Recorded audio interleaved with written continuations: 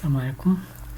Alors dans cette nouvelle section du chapitre JavaScript, nous allons parler du DOM, le Document Object Model. Donc, on a déjà vu les notions de base JavaScript, et les variables en utilisant var, let et const.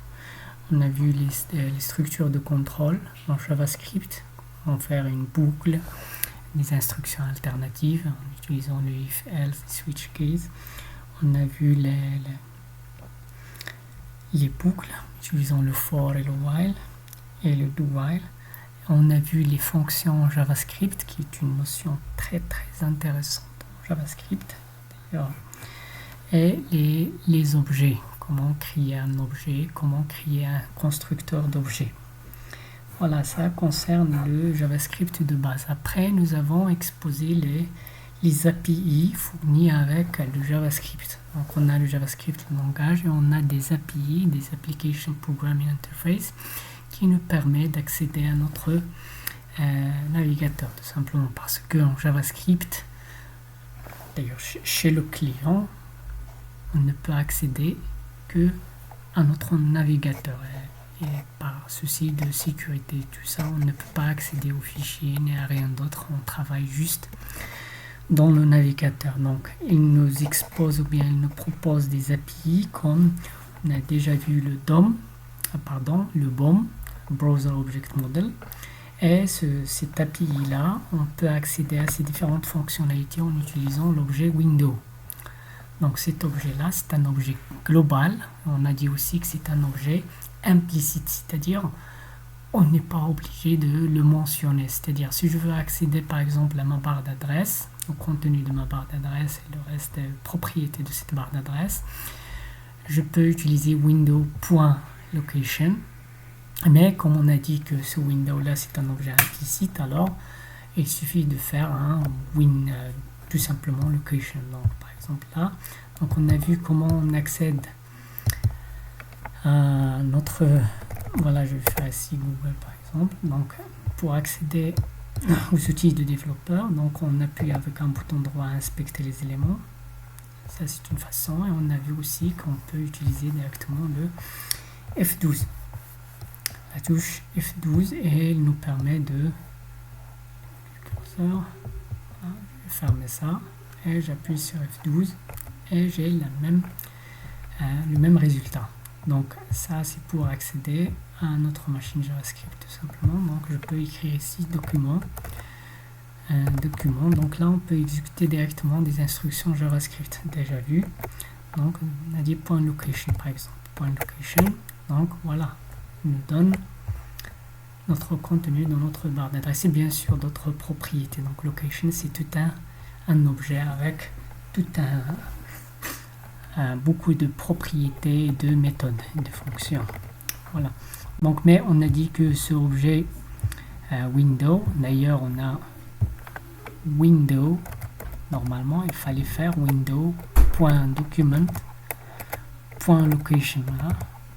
Donc ça donne le même résultat. Donc ce window là, c'est pas nécessaire de le mentionner, tout simplement on peut directement taper document.location.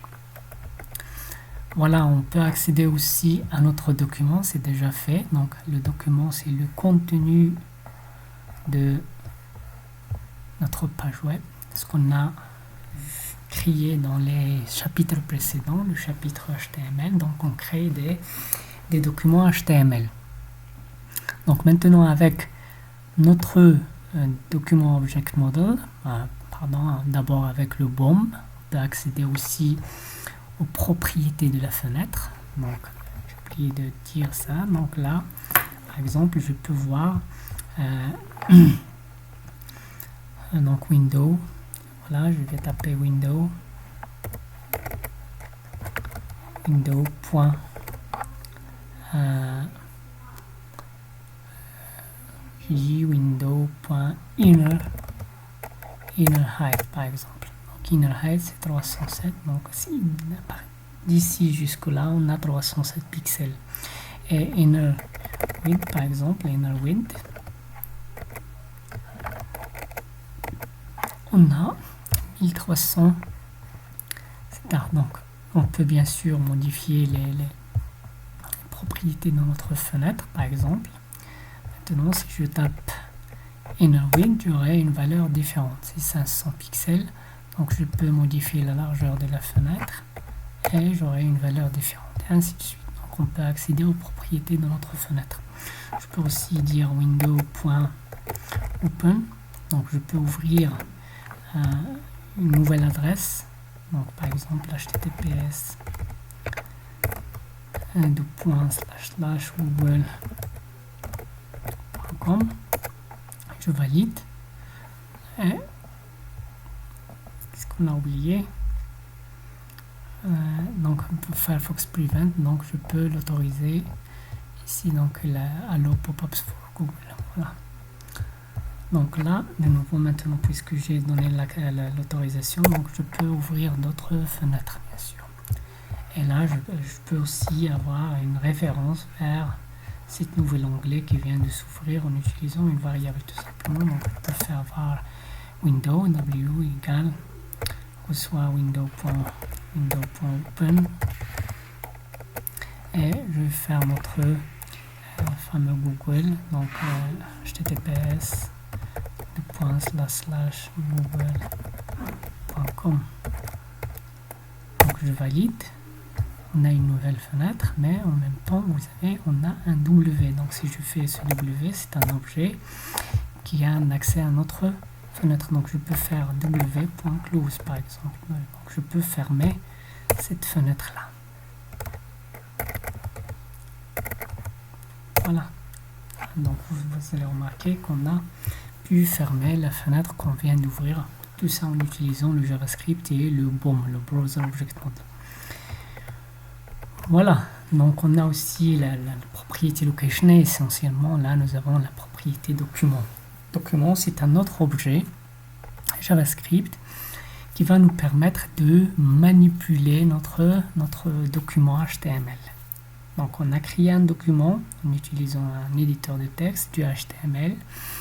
Donc le script JavaScript, à l'aide de ce document object là, on peut manipuler ces différents éléments. On peut supprimer, ajouter, modifier, changer l'apparence, changer les propriétés CSS de ce document, etc.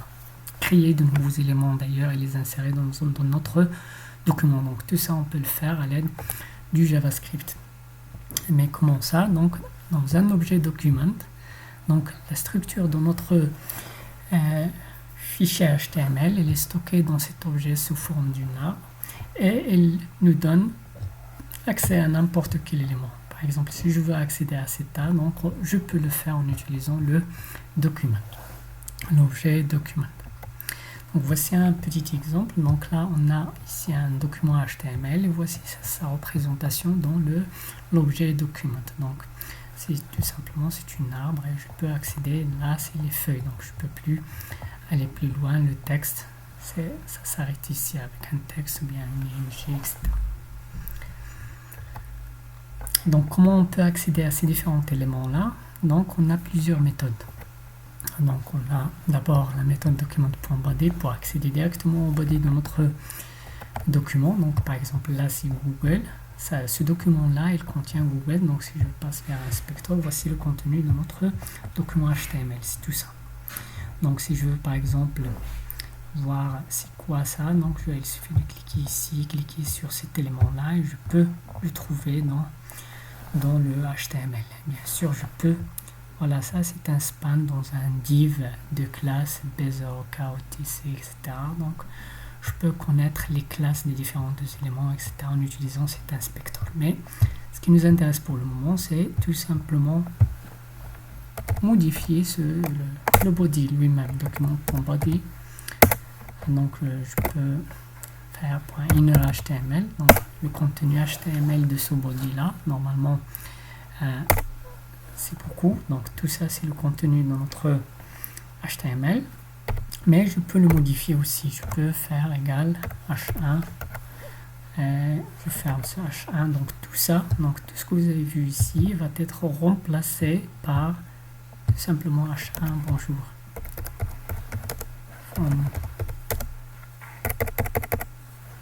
de JavaScript, et je ferme ma balise HTML. Voilà. Donc vous allez remarquer que maintenant notre propriété HTML de ce là, elle ne contient plus que bonjour de JavaScript. Regardez. Donc je peux rapidement modifier le contenu de ma page en utilisant JavaScript. Donc on peut aussi, là on a vu, on a accédé au body, on accède aussi à title. Donc je peux modifier le titre de la même manière. Donc document.title. Donc on peut voir maintenant, ça contient Google. Donc vous voyez ici, donc le contenu, le titre c'est Google. Donc je peux modifier le titre, .title reçoit JavaScript is great. Ah pardon, j'ai oublié, il faut, c'est une chaîne de caractères, et voilà. Donc là vous allez remarquer ici, JavaScript is great. Donc on s'arrête là pour le moment, et les autres, on va voir comment accéder aux autres éléments en utilisant dans une nouvelle vidéo. Voilà.